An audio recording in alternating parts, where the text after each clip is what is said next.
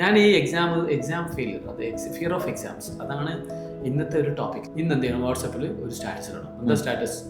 I fail this exam. ഒരു exam ഫെയിലിയറിലൂടെ കുട്ടികൾ കിട്ടിയത് എന്താണ്? More confidence. ഇത് ടഫാണെന്ന് ഞാനൊന്നും ഒരിക്കലും സ്വീകാരനാവില്ല. I am coming from such a background, such a poor educational background. നമ്മുടെ ലൈഫിൽ, നമ്മുടെ ജീവിതത്തിൽ സക്സസ്ഫുൾ നമ്മൾ കാണുന്ന എല്ലാ ആൾക്കാരും ഫെയിലിയറിലൂടെ കടന്നു വന്നതാണ്. സാർ എന്നെ അറിയാലോ, ഞാൻ നന്നായി സംസാരിക്കുന്ന ഒരാളാണ്, പ്രസംഗിക്കാറുണ്ട്, സ്കൂളും കോളേജൊക്കെ പഠിക്കുമ്പോൾ ഡിബേറ്റ് മത്സരങ്ങളൊക്കെ പങ്കെടുക്കാറുണ്ട്, പ്രസംഗ മത്സരങ്ങളിൽ പങ്കെടുക്കാറുണ്ട്, ജയിക്കാറുണ്ട്, തോക്കാറുണ്ട്, സ്വഭാവമായിട്ട് നടക്കാറുണ്ട്. പക്ഷേ പുതിയ കാലത്ത് എല്ലാവരും ക്യാമറയുടെ മുന്നിലാണല്ലോ.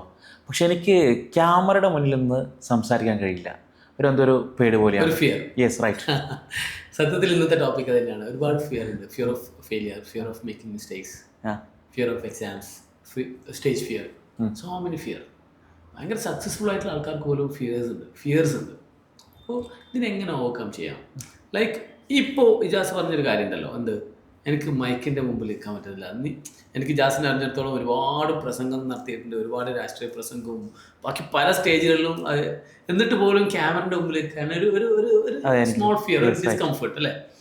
സത്യത്തിൽ ഇജാസിനോട് ഞാൻ ചോദിക്കുകയാണ്, ഒരാൾക്ക് പ്രസംഗിക്കണം, പക്ഷെ അയാൾക്ക് ഭയങ്കര സ്റ്റേജ് ഫിയർ ആണ്, എങ്ങനെ അത് മാറും? എങ്ങനെ ഞാൻ ഇപ്പോൾ സ്റ്റേജ് ഫിയർ ഞാനിപ്പോൾ മനസ്സിലാക്കിയത്, ഞാൻ സ്റ്റേജ് ഫിയർ ഓവർകം ചെയ്തത് സ്റ്റേജ് കയറിയിട്ടാണ്, നിരന്തരമായി കയറി. Exactly, this is what. ഇനി ക്യാമറയുടെ മുമ്പിൽ നിൽക്കുമ്പോൾ ഒരു ഫിയർ ഉണ്ട്, എങ്ങനെ മാറണം? ക്യാമറ മുന്നിൽ തന്നെ നിൽക്കണം. So get in to this is what the point. ഞാൻ ഈ എക്സാം ഫെയിലിയർ, അത് ഫിയർ ഓഫ് എക്സാംസ്, അതാണ് ഇന്നത്തെ ഒരു ടോപ്പിക്. ലൈക്ക് ഒരുപാട് കുട്ടികളുണ്ട്, അവർ നന്നായിട്ട് പഠിക്കും, മെനക്കെട്ടിരുന്ന് പഠിക്കും, അവരൊരു പ്രതീക്ഷ, ഫാമിലിയുടെ പ്രതീക്ഷ ഇങ്ങനെ ആവാഹിക്കും, അവർ മുമ്പോട്ടേക്ക് പോകും. പക്ഷേ എക്സാമിനോട് അടുത്തപ്പോൾ കുറേ കുട്ടികൾ തളർന്നു പോകും വെച്ചാൽ അവർക്ക് they cannot take the exam. അപ്പോൾ ആ കുട്ടികളോട് എനിക്ക് പറയാനുള്ളത് ഇത് തന്നെയാണ്. എന്ത്, ഒരാൾക്ക് പ്രസംഗിക്കാൻ ആഗ്രഹിക്കുന്ന ഒരാൾക്ക് ആ സ്റ്റേജ് ഫിയർ മാറി വലിയൊരു പ്രസംഗികനാണെന്നുണ്ടെങ്കിൽ ഒരുപാട് സ്റ്റേജിലായാലും എന്തെങ്കിലും ഇടറി വീഴണം, ഫെയിലിയർ ഉണ്ടാവണം, ആൾക്കാർ മോക്ക് ചെയ്യണം. അത് കഴിഞ്ഞിട്ട് മാത്രം എന്ത് ചെയ്യൂ, അയാളൊരു നല്ലൊരു പ്രതിഭാശാലിയായിട്ട് വരും അല്ലേ?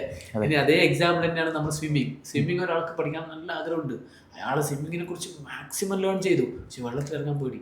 പഠിക്കോ? നെവർ. എപ്പോഴാണ് പഠിക്കും? അയാൾ ആദ്യം കാലിറക്കാൻ കൊണ്ട് വെക്കണം, പിന്നെ ബോഡി മുഴുവൻ ഇറക്കി വെക്കണം, ഒന്ന് നീന്തി തുടങ്ങണം, മേ ബി 1-2 പ്രാവശ്യം പൊങ്ങും, വെള്ളം കുടിക്കും.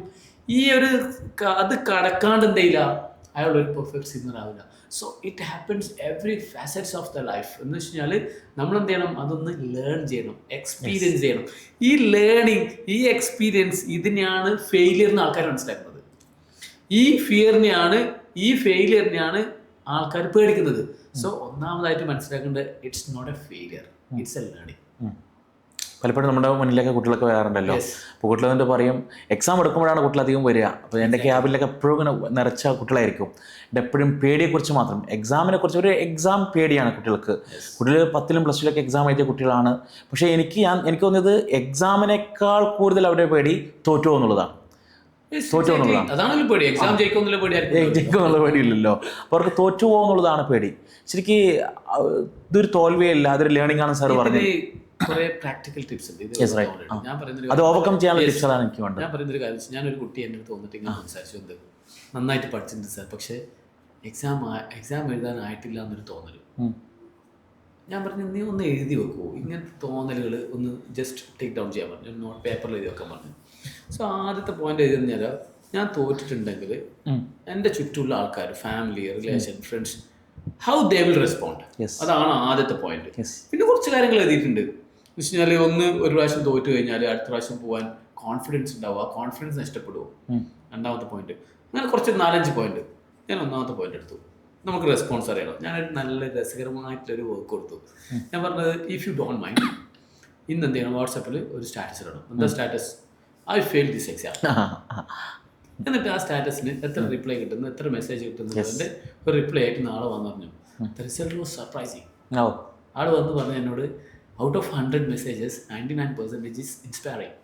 പറയുന്നത് എന്താണെന്ന് വെച്ച് കഴിഞ്ഞാൽ, ലൈക്ക് നെക്സ്റ്റ് ടൈം നോക്കാം, failure is not failure, it's a learning. എന്ന് വെച്ച് കഴിഞ്ഞാൽ ആൾ ഏറ്റവും കൂടുതൽ പേടിച്ച ഒരാൾ പോലും ആളെന്ത് ചെയ്തു, അപ്രീഷിയേറ്റ് ചെയ്തു. Yes, yes. ആക്ച്വലി ആൾ എക്സാം എഴുതാൻ പോയിട്ടില്ല കേട്ടോ, ഞാൻ വെറുതെ ഒരു ഇമാജിനറി ആയിട്ട് ഒരു പോസ്റ്റ് ഇടാൻ പറഞ്ഞതാണ്. So this is what reality. ഇപ്പൊ നമ്മൾ റിയാലിറ്റിനല്ല പേടിക്കുന്നത്, നമ്മൾ പേടിക്കുന്നത് ഇമാജിനേഷനാണ്. ആ ഇമാജിനേഷൻ ഞാൻ ബ്രേക്ക് ചെയ്തു. ഇനി രണ്ടാമത് അയാൾ ഇതിന് പോയിന്റ് എന്ന് വെച്ച് കഴിഞ്ഞാൽ, രണ്ടാമത് ഞാൻ പറഞ്ഞ കാരണം എന്തായിരുന്നു, ഒന്ന് സൊസൈറ്റി, രണ്ടാമത് അറിയോ, ഒരു പ്രാവശ്യം തോറ്റു കഴിഞ്ഞാൽ കോൺഫിഡൻസ് ഇല്ലാണ്ടാവും. ഞാൻ എന്ത് ചെയ്തു, ആ കുട്ടീനെ എടുത്തിട്ട്, ഇത് രണ്ടാമത്തെ ദിവസം സംഭവിച്ചിട്ട് ആ കുട്ടീനെ വിളിച്ചിട്ട്, ഓൾറെഡി സെക്കൻഡ് അറ്റംപ്റ്റ് എഴുതുന്ന കുറച്ച് കുട്ടികൾ ഇൻസ്റ്റിറ്റ്യൂട്ടിൽ അവരെ ഞാൻ വിളിച്ചു. അവരോട് ഈ കുട്ടീനെ മുമ്പ് ഞാൻ ചോദിച്ചു, നിങ്ങൾ കഴിഞ്ഞ പ്രാവശ്യം എക്സാം ചെയ്ത് ഫെയിലിയർ ആയി, what you think now, you can clear this exam or not? അവർ പറഞ്ഞത് വളരെ ഈസി ആയിട്ട് സാർ, നമ്മളൊരു എക്സാം ഫെയിലിയറിലൂടെ നമ്മൾ മനസ്സിലാക്കിയത് നമ്മളുടെ കുറച്ചും കൂടി ഇമ്പ്രൂവ് ചെയ്യാനുണ്ടെന്നാണ്. ഇന്ന കുറച്ച് അരിവ് മൂലൊക്കെ എന്തുണ്ടെന്ന് ഷേപ്പ് ചെയ്യാനുണ്ട്. Now the confidence is more. See at first what was the imagination, ഒരു എക്സാം ഫെയിലിയർ ആയി കഴിഞ്ഞാൽ it may affect my confidence, ഇതാണ് fear. In practical sense reality എന്തായിരുന്നു, ഒരു എക്സാം ഫെയിലിയറിലൂടെ കുട്ടികൾ കിട്ടിയത് എന്താണ്, more confidence to take the exam. So this is imaginary versus reality. ഇത് നമ്മൾ കൃത്യമായിട്ട് കുട്ടികളോട് പറഞ്ഞു കഴിഞ്ഞാൽ of course this can be clear. ഇത് ഞാൻ പറയുന്നത് വെറും ഒരു എക്സാം ഫിയറിനെ കുറിച്ചല്ല, നമുക്ക് ലൈഫിൽ ഒരുപാട് ഫിയർ ഉണ്ടാവും. ടെക്നോളജീനെ പഠിക്കുന്ന ആൾക്കാരുണ്ട്, ഒന്നുമില്ല, എൻ്റെ നെയ്ബേഴ്സ് ഉണ്ട്, അവരെന്താണെന്ന് അറിയോ, കുട്ടികൾ സൈക്കിൾ ഓടിക്കില്ല. എന്താണ് പേടി, വീഴണ്ടേ. ആ വീഴല് എന്താണ്, അത് ഫെയിലിയർ അല്ല, ആക്ച്വലി അത് ലേണിംഗ് ആണ്. സോ ഇതിൽ doctor A P J Abdul Kalam പറഞ്ഞൊരു കോട്ട് എനിക്കിപ്പോൾ ഓർമ്മ വരികയാണ്, there is no surprise in the past, there are only lessons എന്നാണ്. അതാണ് ശരിക്കും സാർ പറഞ്ഞ പോയിന്റ് ഓർമ്മ വന്നപ്പോൾ എനിക്ക് അബ്ദുൽ കലാമിനെ ഓർമ്മ വന്നത്. അബ്ദുൽ കലാം ഒരുപാട് സക്സസ് ആയ ഒരു മനുഷ്യനാണ്, പക്ഷെ അദ്ദേഹത്തിൻ്റെ ബാല്യകാലം എന്ന് പറഞ്ഞത് ഒരുപാട് ഫെയിലിയേഴ്സ് അദ്ദേഹത്തിന് ഉണ്ടായ ഒരു ബാല്യകാലം ഉണ്ടായിരുന്നു. അപ്പോൾ അദ്ദേഹം തന്നെ ലോകത്തിലെ മുഴുവൻ വിദ്യാർത്ഥികളോടും പറഞ്ഞത്, മുഴുവൻ ജനങ്ങളോടും പറഞ്ഞിരിക്കുന്നത്, കഴിഞ്ഞ പോയ കാലത്തെക്കുറിച്ച് എന്ത് ചെയ്യരുത്, നിങ്ങൾ ഓർത്ത് ടെൻഷൻ അടിക്കേണ്ടതില്ല, അതൊക്കെ കെ സാർ പറഞ്ഞ പോലെ തന്നെ ലേണിങ്സ് മാത്രമാണ്, ലേൺ ചെയ്യൽ മാത്രമാണ്. ഈ ഒരു പ്രസന്റ് കാലഘട്ടത്തിൽ എനിക്ക് തോന്നുന്നത് this is very very important to know the failure and the learning. Like പല കുട്ടികളും ഈ ഒറ്റ കാരണം കൊണ്ട് അവരുടെ ഒരുപാട് കഴിവുകൾ, ഒരുപാട് അവരുടെ പൊട്ടൻഷ്യൽ പുറത്തു വരാണ്ട് പോകുന്നത്. എന്തുകൊണ്ട്? Only because of this feeling. Sir എല്ലാവരും എനിക്ക് തോന്നുന്നത്, എപ്പോഴും എനിക്ക് തോന്നുന്നില്ല സാർ പറഞ്ഞ പോലെ കംഫർട്ട് സോണിലാണ് എല്ലാവർക്കും നിൽക്കാൻ ഇഷ്ടം. ഒരു ഡിസ്കംഫർട്ട് സോണിലേക്ക് പോകാൻ ആർക്കും ഇഷ്ടമല്ല. കാരണം ഡിസ്കംഫർട്ട് സോണിലേക്ക് പോകുമ്പോൾ അവർ വീണ് പോവുമോ, അല്ലെങ്കിൽ സാർ നേരത്തെ പറഞ്ഞാൽ ഫെയിലിയർ ആയി പോകുന്നുള്ളത് ആ സമയത്താണ് പേടിക്കുക. എല്ലാവർക്കും കംഫർട്ട് സോണിലാണ് ഇഷ്ടം. എനിക്ക് പറയാനുള്ള കാരണം എന്താ പറയുക, ആക്ച്വലി നമ്മൾ വിചാരിക്കണം നമ്മളുടെ കംഫർട്ട് സോൺ ഇതാണെന്നുള്ളത്. ഇതിനേക്കാൾ ഒരു കംഫർട്ട് സോൺ ഉണ്ട്. അത് എവിടെയാണെന്നറിയോ, ഈ ഡിസ്കംഫർട്ട് സോണിന്റെ അപ്പുറമാണ്, ബ്രേക്ക് ചെയ്യുമ്പോഴാണ് അല്ലേ. ഒരു എക്സാക്ട് സിമ്പിൾ ഇമാജിനറി ഫിഗർ ഞാൻ പറയാണ്. നമ്മുടെ മുമ്പിൽ ഒരു പുഴയുണ്ട്, ഈ പുഴ കടന്നു കഴിഞ്ഞാൽ അപ്പുറം ട്രഷർ ഉണ്ട്, ഗെറ്റിംഗ് ട്രഷർ, നിധിയുണ്ട്. ഇപ്പൊ ഈ പുഴ എന്ത് ചെയ്യണം, നമ്മൾ നീന്തി അപ്പുറം കിടക്കണം. ഇതാണ് നമ്മൾ ചെയ്യേണ്ടത്, നീന്തി അപ്പുറം കിടക്കണം. സോ എനിക്ക് നീന്തലറിയാം, ഞാൻ ഇമാജിനറി ആയിട്ട് പറയുന്നത് കേട്ടോ, ഒരു ഇമാജിനേഷൻ പറയുന്നതാണ്. ഇത് ഈ പുഴ നീന്തി കിടക്കണം, ഐ നോ സ്വിമ്മിങ്. പക്ഷെ ഞാൻ ആവശ്യമില്ലാണ്ട് ഇങ്ങനെ പേടിക്കാണ്, അവിടെ പുഴയിൽ ക്രോക്കഡൈൽ ഉണ്ടാവും, മുതലുണ്ടാവും, അതെന്നെ പിടിക്കുമോ. സോ അതുകൊണ്ട് ഞാൻ എന്ത് ചെയ്യുന്നില്ല, ഞാൻ ആ പുഴ നീന്തി കിടക്കുന്നില്ല, ഞാൻ ഓവർ തിങ്ക് ചെയ്തു. എന്നിട്ട് ഞാൻ ഈ പുഴൻ്റെ ഇപ്പുറം തന്നെ നിൽക്കുകയാണ്. ആൻഡ് ഇൻ ദ മൈൻഡ് ഞാൻ എന്താ പറയുന്നത്, I am in the comfort zone. Actually നമ്മൾ തേടുന്ന ട്രഷർ അവിടെ ഉണ്ട്. എവിടെ ഉണ്ട്, നമ്മൾ ആഗ്രഹിക്കുന്ന അക്കരയുണ്ട്. ഈ അക്കരയിലേക്ക് എടുക്കാൻ എന്തേ വേണ്ടു, നിങ്ങളുടെ കഴിവ്, നിങ്ങളുടെ അറിയുന്ന ഒരു സ്കില്ല് ഉപയോഗിക്കുകയാണ്, ഒന്നും വേണ്ട. സോ ഈ ഒരു സ്കില്ലിനെ അത് പ്രയോഗിക്കാൻ കഴിയാണ്ട് വരുന്നത് എന്തുകൊണ്ടാണ്, ഈ ഒരു മൈൻഡ് സെറ്റാണ്, ഈ ഒരു ഓവർ തിങ്കിങ് ആണ്, ഈ ഫിയർ ഓഫ് ഫെയിലിയർ ആണ്. സോ അതാണ് ഞാൻ നേരത്തെ പറഞ്ഞത്, ഇങ്ങനെയുള്ള ഫിയർ ആണ് നമ്മൾ പുൾ ബാക്ക് ചെയ്തത്. സോ ആ ഒരു സാധനത്ത് നമുക്ക് പുറത്തു വരണമെന്നുണ്ടെങ്കിൽ ഇതേപോലെ ഞാൻ നേരത്തെ പറഞ്ഞിട്ട് നിങ്ങളുടെ ഫിയർ എഴുതി വെക്കുക, എന്നിട്ട് എന്ത് ചെയ്യുക, ഒരു ടെസ്റ്റ് ചെയ്യുക, ഇമാജിനറി ടെസ്റ്റ് ചെയ്യുക. ഇങ്ങനെ ടെസ്റ്റ് ചെയ്യുമ്പോൾ എന്ത് ചെയ്യും, നമ്മൾ സ്ലോലി നമ്മൾ എന്ത് ചെയ്യും, we will come out of that fear. ഈ ഫിയറിൻ്റെ പുറത്തേക്ക് വന്നു കഴിഞ്ഞാൽ എന്താ സംഭവിക്കുക, വി വിൽ റീച്ച് അപ്പുറത്തേക്ക്, ഈ പുറത്തേക്കും the real comfort zone. So നമ്മൾ കംഫർട്ട് സോണിലാണ്, ഡിസ്കംഫർട്ട് സോണിലേക്ക് നമുക്ക് വരാൻ പറ്റില്ല എന്ന് പറയുമ്പോഴും actually the comfort zone is after the discomfort zone. So crack it. This is what the point. എനിക്കൊന്ന് ഈ ഫെയിലർ എന്നുള്ള വേർഡ് പല ആളുകൾക്കും പേടിയാണ്. ഫെയിലർ എന്നുള്ള ഒറ്റ വേർഡാണ്. അപ്പോൾ എനിക്ക് തോന്നിയൊരു കാര്യം എന്ന് പറഞ്ഞാൽ, നമ്മൾ CA റിസൾട്ട് വരുന്ന സമയത്ത് ഞാൻ എപ്പോഴും ശ്രദ്ധിച്ചൊരു പോയിന്റ് എന്ന് പറഞ്ഞാൽ, സക്സസ്ഫുൾ ഓർ അൺസക്സസ്ഫുൾ എന്ത് കാണില്ല, ഫെയിലർ എന്ന് കാണില്ല. അതെ, മുമ്പ് അത് അങ്ങനെ ആയിരുന്നില്ല. കുറച്ചും കൂടി ആകുമ്പോഴാണ് എന്ത് ചെയ്തിട്ടുള്ളത്, ഇത് യൂസ് ചെയ്തിട്ടുള്ളത്. ലൈക്ക് ഈ ഒരു വേർഡിങ്സിനെ മാറ്റം അത് മനസ്സിലാക്കിയിട്ട് മാറിയതാണ്. അൺസക്സസ്ഫുൾ സക്സസ്ഫുൾ എന്നുള്ളത്. എനിവേ ഒരു ഗ്രേറ്റ് ടോപ്പിക്കാണ്. എനിക്ക് തോന്നുന്നത് ഒരുപാട് ആൾക്കാരിലേക്ക് ഒരു മാറ്റം വരുത്താൻ പറ്റുന്ന ഒരു ടോപ്പിക്കാണിത്. എനിക്ക് തോന്നുന്നത് കൂടുതൽ ഇതിനെ കുറിച്ചുള്ളൊരു ഡിസ്കഷൻ, അതേപോലെ ഇതിനെ കുറിച്ചുള്ള ഒരു ഡിബേറ്റ്സ് എന്ന് നടക്കാറുണ്ട്. മെയിൻലി ഞാനിത് പറയുന്നതെന്ന് വെച്ച് കഴിഞ്ഞാൽ we are training the students for chartered accountant ACCA. ഇതിൽ ആക്ച്വലി നമ്മുടെ സമൂഹം തന്നെ പറഞ്ഞുണ്ടാക്കിയ ഒരു സാധനം ഇത് ഭയങ്കര ടഫാണ്. ആക്ച്വലി ഇത് ടഫ് ഒന്നല്ല. ഇത് ടഫാണെന്ന് ഞാനൊന്നും ഒരിക്കലും CA കാരനാവില്ല. കാരണം I am coming from such a background, such a poor educational background. എനിക്കിത് ക്രാക്ക് ചെയ്യാൻ പറ്റുമെങ്കിൽ what I believe is that every one in this world can crack this. But എന്താ വേണ്ടതെന്ന് വെച്ചാൽ വലിയ ബ്രില്യൻസ് ഒന്നുമല്ല, ഈ ഫിയർ ഇല്ലാണ്ടിരിക്കണം. The fear of making that's not been there. അതില്ലാന്നുണ്ടെങ്കിലല്ലോ നന്നായിട്ട് വർക്ക് ചെയ്ത് കഴിഞ്ഞാൽ ഓഫ് കോഴ്സ് നമുക്ക് എന്ത് ചെയ്യും, നമുക്കൊരു അതർ സൈഡിലേക്ക് നമുക്ക് എത്താൻ പറ്റും. സോ ഈ ഒരു പ്രശ്നമാണ് നന്നായിട്ട് പഠിക്കുന്ന കഴിവുള്ള കുട്ടികളുടെ വരെ പുൾ ബാക്ക് ചെയ്യുന്നത്. എനിവേ ഇതിൽ ഞാൻ പറഞ്ഞതുപോലെ കുറച്ചും കൂടി എന്ത് ചെയ്യാം, ഡിസ്കഷൻസും കാര്യങ്ങളൊക്കെ നടക്കണം. It will be very very helpful. ഇത് പ്രസന്റ് ലോഗ് വേൾഡിൽ എന്ന് വെച്ചാൽ നമ്മളിപ്പോൾ എപ്പോഴും ഈ സോഷ്യൽ മീഡിയയിൽ ആൾക്കാരുടെ വിജയങ്ങൾ മാത്രമേ കാണുന്നുള്ളൂ, സെലിബ്രേഷൻസ് മാത്രമേ കാണുന്നുള്ളൂ അല്ലേ. നമ്മളൊരു 10 ഫോട്ടോ എടുത്തു കഴിഞ്ഞാൽ ഏത് ഫോട്ടോ പോസ്റ്റ് ചെയ്യാം? ദ ബെസ്റ്റ് ഫോട്ടോ അല്ലെ. നമ്മളൊരിക്കലും നെഗറ്റീവ് ഫോട്ടോസ് ഒന്നും ചെയ്യില്ല. നമ്മുടെ ലൈഫിലെ സാഡ് ട്രൂത്ത് ഒന്നും ഒരിക്കലും ഒന്നും ചെയ്യില്ല. Only celebrations. അപ്പോൾ ഇത് കണ്ടുവരുന്ന ആൾക്കാർ, കണ്ടുവരുന്ന കുട്ടികളുടെ മനസ്സിൽ എപ്പോഴും ലൈഫിനെ കുറിച്ച് തോന്നൽ എന്താണ്? Life is only celebration, life is only success.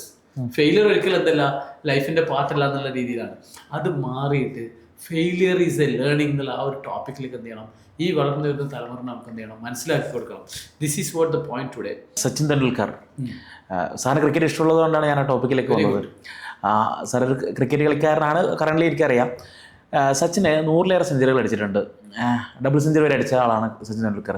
പക്ഷേ സച്ചിൻ നമ്മൾ ഹിസ്റ്ററി എടുത്ത് പരിശോധിച്ച് കഴിഞ്ഞാൽ സച്ചിൻ സെഞ്ചുറി അടിച്ചതിനേക്കാൾ കൂടുതൽ, അല്ലെങ്കിൽ അദ്ദേഹം സക്സസ് ആയ കളിയേക്കാൾ കൂടുതൽ അദ്ദേഹം തോറ്റ കളികളാണ്, അല്ലെങ്കിൽ അദ്ദേഹത്തിന് ആയിരിക്കാം. അപ്പോൾ അതാണ് അതിന് നമ്പർ ഓഫ് ഇത് എടുത്തു കഴിഞ്ഞാൽ നമുക്ക് തന്നെ കാണാൻ പറ്റും. അദ്ദേഹത്തിൻ്റെ രാഹുൽ ദ്രാവിഡ് തന്നെ ഒരു ഇൻ്റർവ്യൂവിൽ പറഞ്ഞ് ഞാൻ കേട്ടിട്ടുണ്ടായിരുന്നു, അദ്ദേഹം കളിച്ച കളിയിൽ ഏറ്റവും കൂടുതൽ ഫെയിലിയേഴ്സ് ആയിരുന്നു. കാരണം ചിലപ്പോൾ 30s അല്ലെങ്കിൽ 20 സ്കോറുകളിൽ എന്ത് ചെയ്യും, അദ്ദേഹം ഔട്ടായി പോകും. 100 കടന്നത് അല്ലെങ്കിൽ 50 എബോവ് ഒക്കെ കടന്നത് ചിലപ്പോൾ നമ്പർ ഓഫ് ഇതെടുത്ത് കഴിഞ്ഞാൽ കുറവായിരിക്കും. അപ്പോൾ എനിക്ക് തോന്നിയത് അവർ സക്സസ് ആണ് നമ്മളെപ്പോഴും പറയും, പക്ഷെ അവർ എത്ര ഫെയിലിയേഴ്സ് അറ്റംപ്റ്റ് ചെയ്തിട്ടാണ് അവർ സക്സസിലേക്ക് എത്തിയത്, ഇതാരും ചിലപ്പോൾ എന്ത് ചെയ്യാറില്ല, കാണാറില്ല. എനിക്ക് പറയുമ്പോൾ വരുന്നത് ഒരുപാട് മഹാരഥന്മാരുണ്ട്.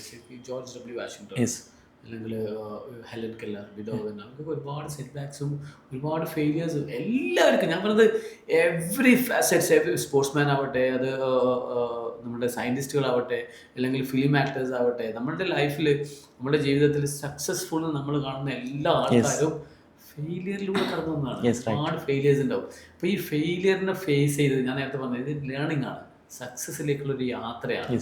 അത് മനസ്സിലാക്കുക, അതിനെ ഫേസ് ചെയ്യുക, അതിനെ ഓവർകം ചെയ്യുക. ഒരാള് ഫെയിലിയറിനെ ആക്സെപ്റ്റ് ചെയ്യാൻ തയ്യാറായിട്ടുണ്ടോ, ഹീസ് സക്സസ്, ഹീസ് സക്സസ്ഫുൾ. അപ്പോൾ സക്സസിന്റെ ഒരു ഫസ്റ്റ് സ്റ്റെപ്പ് എന്നുള്ളത് ഫെയിലിയറിനെ അക്സെപ്റ്റ് ചെയ്യാന്നുള്ളതാണ്. Accept the failure, ready to accept the failure. ഞാൻ ഇപ്പൊ പറയാണ്, എക്സാം എന്തായാലും പ്രശ്നമില്ല, തോറ്റാലും ജയിച്ചാലും പ്രശ്നമില്ല, I will do my level best and I will go and take the exam. ഇങ്ങനെ പറയുന്ന ഒരാളെ തോൽപ്പിക്കാൻ കഴിയുമോ? എനിക്കൊരിക്കലും തോന്നുന്നില്ല അല്ലെ. പണ്ട് ചെഗുവേറിന്റെയോ അല്ലെങ്കിൽ ഈ മാർക്സിസ്റ്റ് ആ ഒരു ശൈലിയില് ഒരു ഡയലോഗ് ഉണ്ട്, എന്താ വെച്ച് കഴിഞ്ഞാല് കൊല്ലാം പക്ഷെ തോൽപ്പിക്കാൻ പറ്റുമോ? നിങ്ങൾക്ക് എന്നെ കൊല്ലാം പക്ഷെ തോൽപ്പിക്കാനാവില്ല എന്ന് പറഞ്ഞു കഴിഞ്ഞാല് ആൾക്ക് ഫെയിലിയർ ഇല്ലല്ലോ. അത് അപ്പോൾ ഈ രീതിയിൽ എന്ത് ചെയ്യാം, ഒരു ടഫ് മൈൻഡ് നമ്മൾ കഴിഞ്ഞാൽ ശരിക്കും ഞാൻ സ്ഥിരമായിട്ട് പറയുന്നൊരു കാര്യമുണ്ട്, we the human beings are more tough അല്ലെ. We the human beings are more tough. Which human beings are more tough? The human being who is ready to accept the failure is more tough. അവരെ നമുക്ക് എന്ത് ചെയ്യാൻ പറ്റില്ല, തോൽപ്പിക്കാനാവില്ല.